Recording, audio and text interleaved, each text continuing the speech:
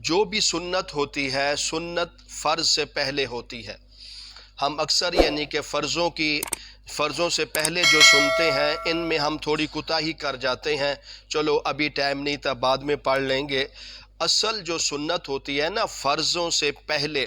چاہے وہ سنت فجر کی نماز کی فرض کی ہو، چاہے وہ ظہر کے یعنی کہ سنت ہو، یہ پہلی چار سنتیں ظہر کی، یہ اصل سنت ہوتی ہے، فرضوں سے پہلے ادا کرتے ہیں۔ اگر ہم فرضوں سے پہلے کسی مجبوری کی وجہ سے نہیں ادا کر سکے تو پھر بعد میں اس کا کفارہ ہوتا ہے تاکہ انسان دوبارہ ادا کر لے، اس گناہ وہ بچ جائے گا۔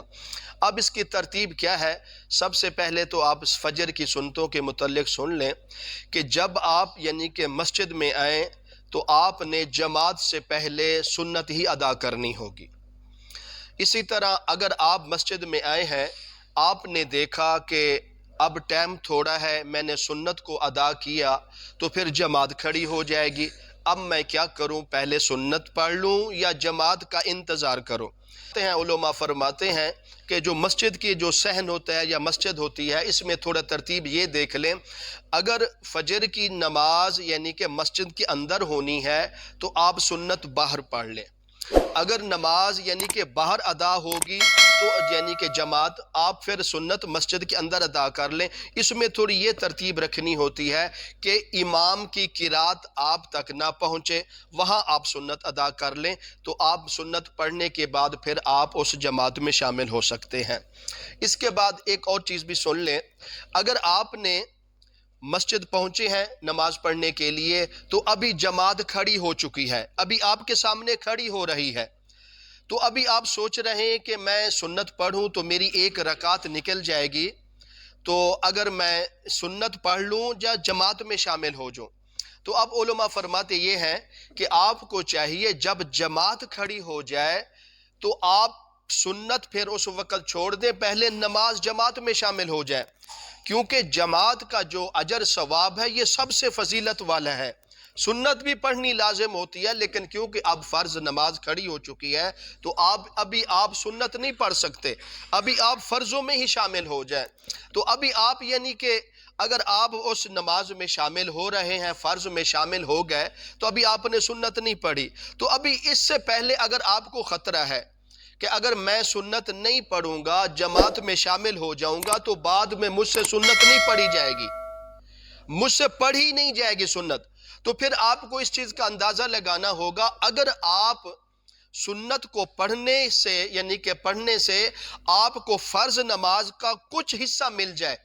تب آپ پہلے سنت پڑھ لیں، لیکن اس پر شرط یہ ہے کہ اگر آپ کو پتہ ہے کہ میں سنت دوبارہ نہیں پڑھ سکوں گا تو پھر اس کے لیے پھر یہ لاگو ہوگا کہ وہ اپنی اس سے پھر یہ اندازہ لگانا ہوگا، اگر میں سنت بھی پڑھ لوں مجھے فرض نماز کا کچھ حصہ مل جائے پھر وہ پہلے پڑھ سکتا ہے۔ لیکن اصول یہ ہے، سنت طریقہ یہ ہے، صحیح طریقہ یہ ہے، جب فجر کی نماز کھڑی ہو جائے تو پھر کسی پر سنت پڑھنا لازم نہیں ہے، وہ تمام کے تمام لوگ نمازی مقتدی سب جماعت میں شامل ہو جائیں، نماز کو پڑھیں، نماز جماعت کے ساتھ پڑھنے کے بعد پھر آسان اور سب سے بہترین طریقہ یہ ہے کہ جگہ بیٹھے رہیں، آپ تسبیحات پڑھ لیں، ذکر اذکار کر لیں، کوئی بھی ذکر کر لیں، اگر کوئی ذکر نہیں کرنا چاہتے خاموشی بیٹھے رہیں، تب یعنی کہ آپ وہاں انتظار کریں، جب سورج نکلے،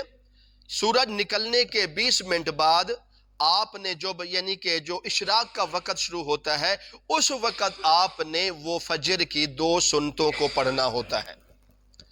یہ طریقہ سب سے بہترین طریقہ ہے، فجر کی سنتوں کو جو ہم فجر جماعت سے پہلے نہیں پڑھ سکے اس کو پڑھنے کا طریقہ یہ ہوگا۔ تو اگر اس میں کچھ لوگ ایسے ہیں کہ وہ کہتے ہیں بس ہم صرف مسجد میں ہی نماز پڑھتے ہیں، ہمیں باہر نماز پڑھنے کی جگہ نہیں ملتی یا ہمیں ٹائم نہیں ملتا، ہم باہر جا کے کوئی نماز پڑھ ہی نہیں سکتے، وہ کہتے ہیں کہ اگر ہم نے سنت نہ پڑھی تو ہم باہر پڑھ نہیں سکتے۔ علماء نے کچھ آسانی کی ہے کہ اگر کوئی شخص فرض نماز با جماعت کے ساتھ پڑھ لیتا ہے، اس کی سنت رہ جاتی ہیں، اب اس کو جانا بھی ضروری ہے، اس نے کام کرنا ہے، وہ باہر جا کے گھر جا کے کسی جگہ جا کر اس سنت کو نہیں ادا کر سکے گا، تو پھر اس پر یہی لاگو ہے کہ آپ فرض نماز پڑھنے کے بعد آپ سنت پڑھ کر ہی چلے جائیں. یہ اس وقت ہوگا، نہ پڑھنے سے بہتر ہے فرض نماز پڑھنے کے بعد سنت پڑھ لیں. لیکن اگر آسان طریقہ تو وہ یہ طریقہ ہے، فرض نماز پڑھنے کے بعد آپ کو انتظار کرنا ہوگا. اشراق کا جب وقت شروع ہوگا اس وقت آپ کو 2 سنت پڑھنے کے بعد آپ کی وہ سنتیں اسی طرح ادا ہو جائیں گی.